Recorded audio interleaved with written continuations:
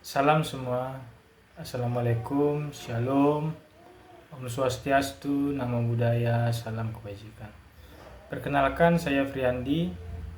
Saya ucapkan selamat datang bagi hadirin yang sudah bergabung. Semoga rekan-rekan semua dalam keadaan sehat dan mengawali hari dengan penuh kebahagiaan. Pada video ini, saya hendak mengangkat tema yang berkaitan dengan pekerjaan kita. Saya akan sharing tentang apa itu Dunning-Kruger Effect. Mungkin rekan-rekan semua ada yang belum tahu apa itu Dunning-Kruger Effect, atau mungkin rekan-rekan sudah pernah menghadapi fenomena tersebut namun belum menyadari istilah tersebut. Saya akan menjelaskan apa itu Dunning-Kruger, bagaimana Dunning-Kruger itu timbul dalam diri seseorang, implikasinya terhadap dunia kerja, dan cara menghadapi orang-orang yang terjangkit Dunning-Kruger Effect. Jadi Dunning-Kruger Effect itu adalah suatu bias kognitif ketika seseorang yang tidak memiliki kemampuan mengalami superioritas ilusif. Artinya, ia merasa kemampuannya lebih hebat daripada orang lain pada umumnya. Bias ini diakibatkan karena ketidakmampuan orang tersebut secara metakognitif untuk mengetahui segala kekurangan yang ada pada dirinya. Biasanya orang tersebut cenderung memiliki watak keras kepala, sok tahu, dan sok pintar.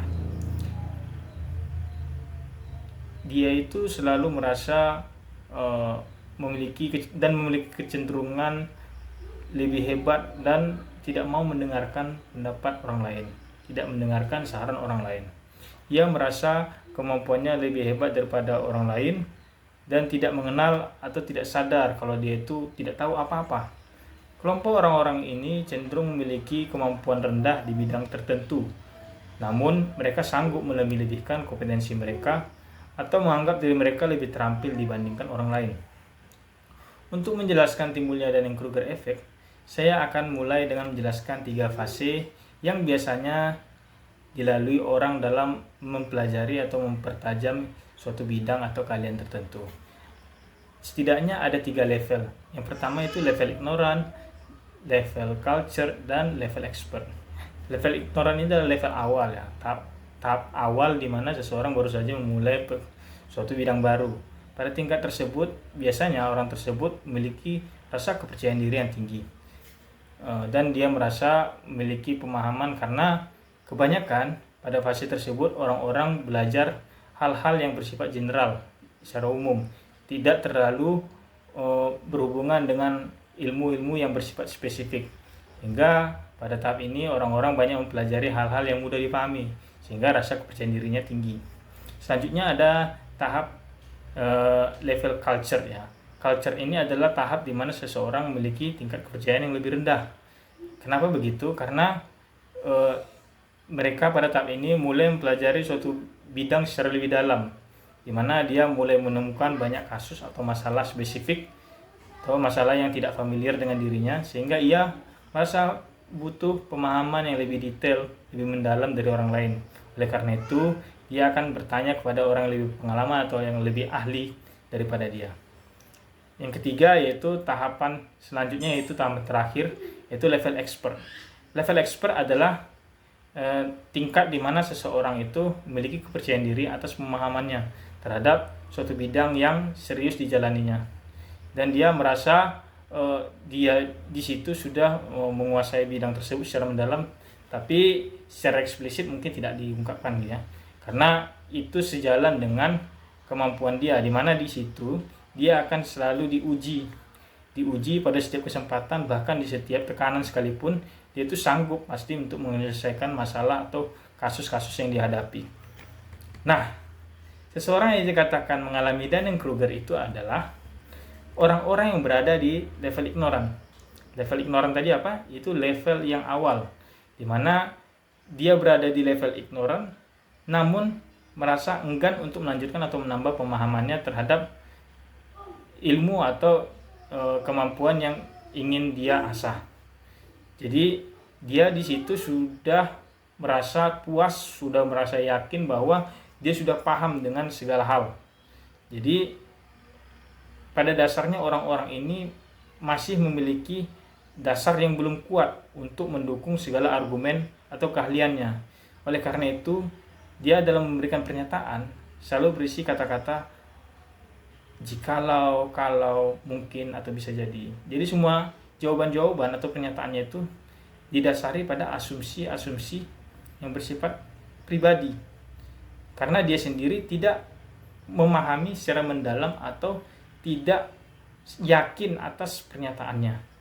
Oleh karena itu rekan-rekan sekalian, mungkin teman-teman mungkin ada yang beberapa kali mungkin bertemu dengan orang-orang seperti ini, dan biasanya kita itu menemunya pada orang-orang yang mungkin memasuki fase baru dalam karir atau jabatan tertentu. Misal pada saat mereka baru mengawali karir pekerjaan, itu mereka ketika lihat orang kerja sebentar, baca-baca buku, merasa jago dan handal, kemudian mereka merasa sudah bisa cuap-cuap depan klien atau depan stakeholder atau depan customer atau pemohon sekalipun. Namun celakanya ketika menghadapi masalah yang bersifat kompleks, tidak lazim, atau mungkin hal-hal yang besar yang mungkin dia tidak pernah berurusan dengan hal itu sebelumnya, itu biasanya kelompok-kelompok Dunning-Kruger ini bukannya berkonsultasi dengan orang-orang yang berpengalaman atau yang pakar. Justru mereka cenderung mengambil inisiatif sendiri, memberikan jawaban atau solusi terhadap masalah tersebut. Mungkin mereka merasa gengsi ya bila bertanya kepada orang lain yang lebih berpengalaman. Tapi menurut saya, hal ini fine-fine aja, tidak masalah bila kita menanyakan sesuatu yang tidak kita ketahui. Percayalah, orang yang berpengalaman itu tentu sudah beberapa kali menghadapi masalah, kasus yang mungkin belum pernah sekalipun dibahas dalam buku yang pernah kita baca di awal-awal terjun ke dalam bidang keahlian tertentu. Hal itu juga tidak akan mengurangi esensi kita sebagai makhluk yang berakal budi. Ya, mungkin karena teman-teman kita yang lain juga tahu ya, yang teman-teman yang berpengalaman itu juga tahu bahwa misal kita ini adalah fresh graduate atau baru terjun ke dalam pekerjaan atau bidang tertentu gitu, sehingga mereka wajar-wajar saja menanggapi segala macam keadaan yang kita hadapi gitu, entah itu menghadapi pertanyaan kita, konsultasi kita. Tapi terlepas dari itu semua, sebenarnya penyebab terbesar Dunning-Kruger itu muncul akibat adanya sifat ego. Tentu setiap orang itu tidak mau dianggap tidak memiliki kemampuan, terutama orang-orang yang baru memegang jabatan atau posisi tertentu.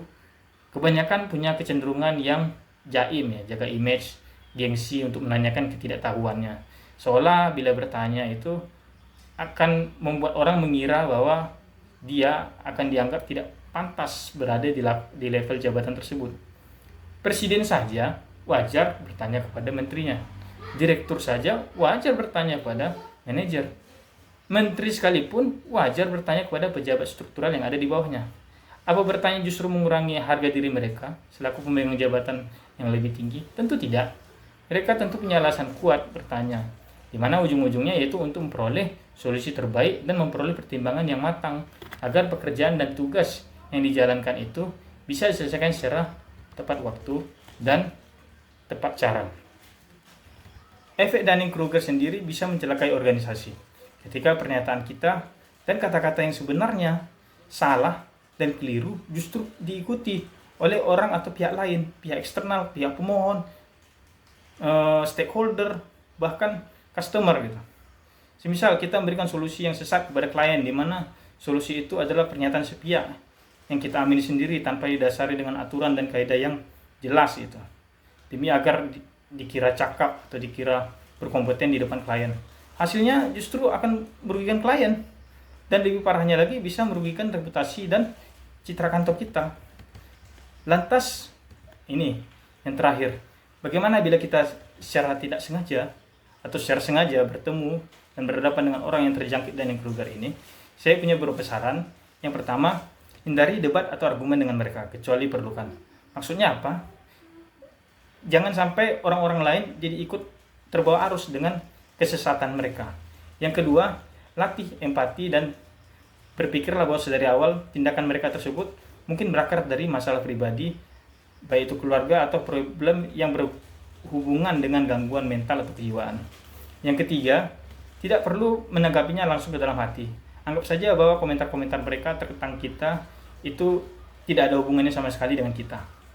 Yang keempat, bila memungkinkan ajak dia mengikuti seminar atau pelatihan, sehingga dia itu lebih bisa diajak ke jalan yang lebih benar gitu. Tidak tersesat lebih jauh. Oleh karena itu, jadi yang bisa saya simpulkan, Dunning-Kruger effect ini merupakan hal yang amat-amat merugikan yang lazim kita jumpai di kehidupan sehari-hari, terutama di lingkungan pekerjaan. Perilakunya ini bisa merugikan institusi, merugikan kantor kita, dan juga merugikan pihak eksternal. Meskipun mungkin kita sulit menghindari orang-orang begini yang terjangkit oleh Dunning-Kruger effect, ditambah lagi watak kita orang Indonesia ya, yang suka nggak enakan menyebut orang dungu atau bodoh atau bebal gitu ya, orang-orang Dunning-Kruger ini. Namun meskipun demikian, kita juga harus lebih bijak untuk menyikapinya dengan langkah-langkah yang saya sampaikan sebelumnya. Baiklah, itu semua yang bisa kita pelajari dari efek Dunning-Kruger. Mudah-mudahan apa yang telah saya sampaikan ini bermanfaat buat Anda dan kita semua. Ingatlah selalu bahwa dalam mempelajari suatu bidang, kita harus berusaha untuk terus belajar hingga minimal mencapai tahap bidang tertentu. Jangan cepat merasa puas dan percaya diri atas pengetahuan yang baru saja kita peroleh atau kita dalami. Untuk mengakhiri pidato saya kali ini, saya akan mengutip quotes dari William Shakespeare. The fool don't think he is wise, but the wise man knows himself to be a fool. Bila ada salah kata, saya mohon maaf. Terima kasih atas atensi dan hadirin sekalian. Salam.